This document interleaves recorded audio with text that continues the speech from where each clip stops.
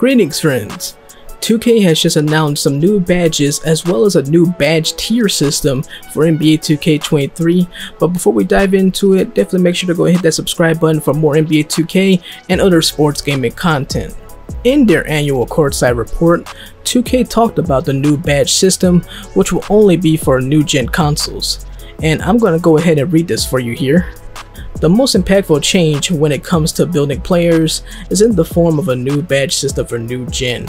When looking at telemetry from previous years, we noticed that players often gravitated towards the same badges and as a result became a little overpowered by stacking certain badges together. This year, we're moving to a tiered badge system.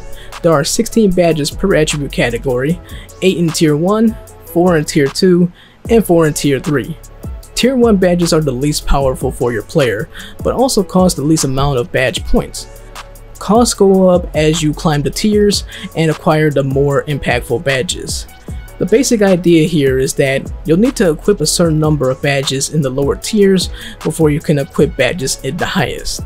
The motive behind this change was to encourage players to make some tough choices when creating their badge recipes, make loadouts more valuable as a feature, and bring a better overall balance to the badge game in general. Along with the tiers, we're also introducing core badges, which are 4 unique badge slots, 1 in each attribute category, that can be filled with badges that don't count toward your badge points. Each badge will have a challenge requirement that, once met, will allow the badge to be placed into a core badge slot. We also made several changes to the badges themselves, which are highlighted below. And now we get to the badge list. So for the badges, it looks like there's a mixture of brand new badges, reinvented badges, and some that are brought back as well from the past. I'm going to read these, but definitely feel free to go and pause the video if you want to go and read the description of the badges yourself. Starting with the finishing badges, there are 4 of them that you could go after, and the first one that is mentioned here is the Slithery badge, which makes it easier to go and gather through traffic, avoiding collisions and strips, so it's essentially like another version of the Slithery finisher badge. Then we have the Masher badge, which increases the ability to finish inside layups over defenders. This is pretty similar to the Fearless Finisher badge. We have the Aerial Wizard badge next, and that gives you the ability to successfully complete alley-oops and putbacks. So this one's pretty interesting because it's essentially like a combination of 2 badges, the Putback King and the Lob City Finisher badge. So it's basically those 2 put together. And then finally we have the Bully badge, which was kind of talked about a little bit on Twitter. So like Giannis and LeBron, you'll be able to finish strong by bulldozing through traffic. And so this one could be pretty popular, especially if you're more like a slashing kind of player. And then the one removed badge was the Hook Specialist. Alright, for all you walking buckets out there, it's time for the shooting badges. And there's a lot going on here. There are 8 new badges and 7 of them that have been removed. Starting at the top, we have the Agent 3 badge, which gives you the ability to hit difficult 3-point shots off the dribble. Now, this is basically like a name change, as it does the same thing that the Circus 3's badge did. Then we have the Midi Magician badge, which gives you the improved ability to knock down mid-range jumpers off the bounce or out of the post like MJ. There has been some mid-range badges in the past, but in recent years they didn't have them, so it's good to see them coming back again. Then we have the Amped badge, which reduces the shooting attribute penalties when fatigued and when moving excessively prior to shooting.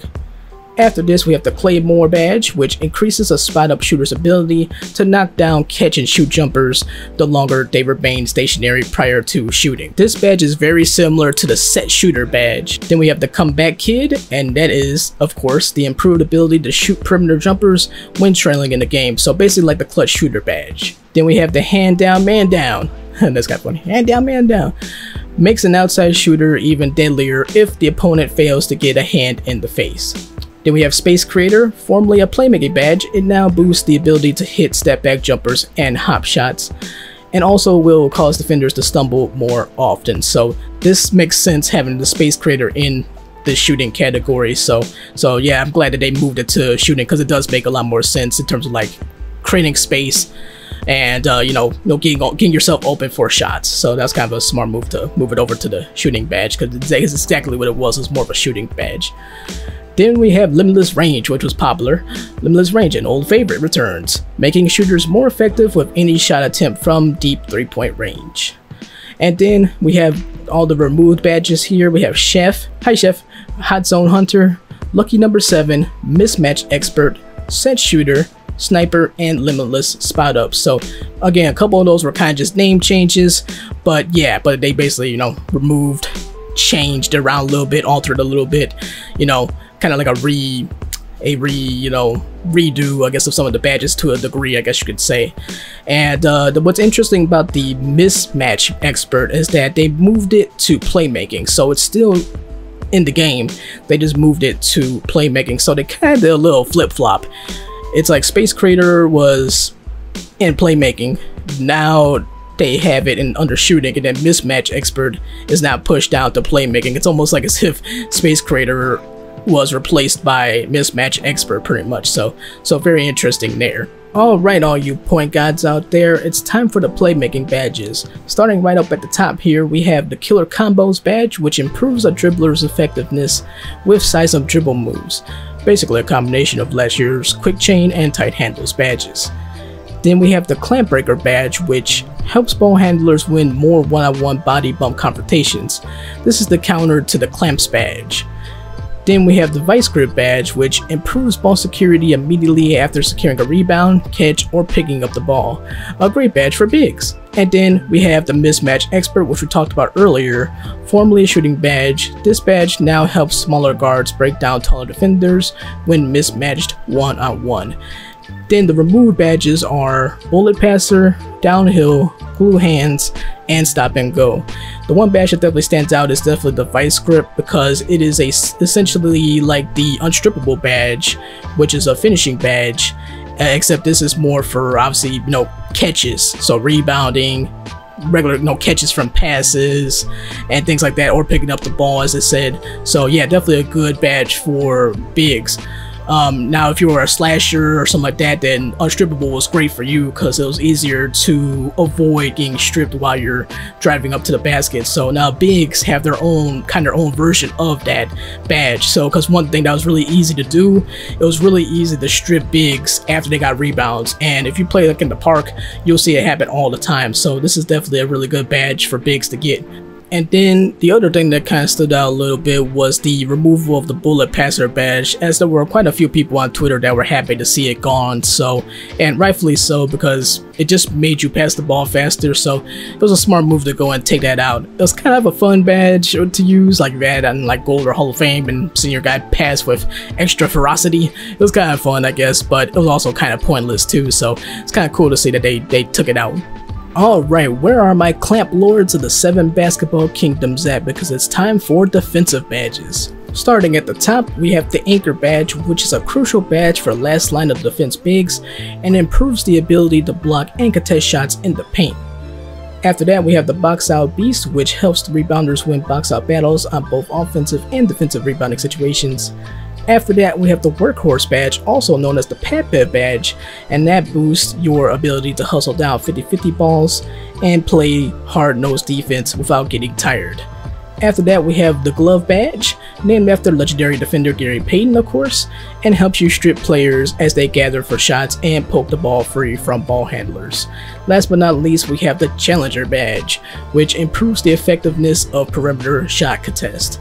And the badge that was removed was the Defensive Leader badge. So there are a few interesting changes with the defensive and rebounding badges, and there are 3 badges that are essentially a combination of 2, and we've seen these combo badges with a couple of the other categories as well. So with the Anchor badge, that's essentially like a combination of the Intimidator and Rim Protector badge. And then the Workhorse badge essentially is a combination of the Hustler badge and the Tireless Defender badge. And then the Glove badge is a combo of the Pickpocket and the Ball Stripper badge. So each of those badges are kind of like combo badges, so that's really interesting and really cool. So, and then you have the Box Out Beast, which basically is the same as the Box Out badge, so there's nothing really changing there. It just has a different name pretty much, but you know, having that badge, it helps you box out easier and allows you to get rebounds by boxing out better. So nothing really changed there, just has a cool new name, Box Out Beast. And then you have the Challenger badge, which is also fresh and new as well, so that helps you contest perimeter shots better. And that's a good badge too, especially if you're somebody that doesn't lean on blocking and steals as much on defense. So if your form of defense is more like just making people miss, then the Challenger badge is definitely a good badge. And it's pretty similar to the Intimidator badge, except the Intimidator badge basically was for no matter where you were at, whether you're in the paint or on the perimeter. So, but yeah, the Challenger badge is basically like that, except it's focusing more on perimeter defense. So definitely a good badge, again, if you are somebody who leans a lot on steals and blocks and things like that. Alright, so there you have it. Thank you very much for watching. I really appreciate it. Definitely feel free to go let me know in the comments section which badges you're most interested in for NBA 2K23, and also make sure to go and leave a like and subscribe, as we'll be doing more NBA 2K content going forward.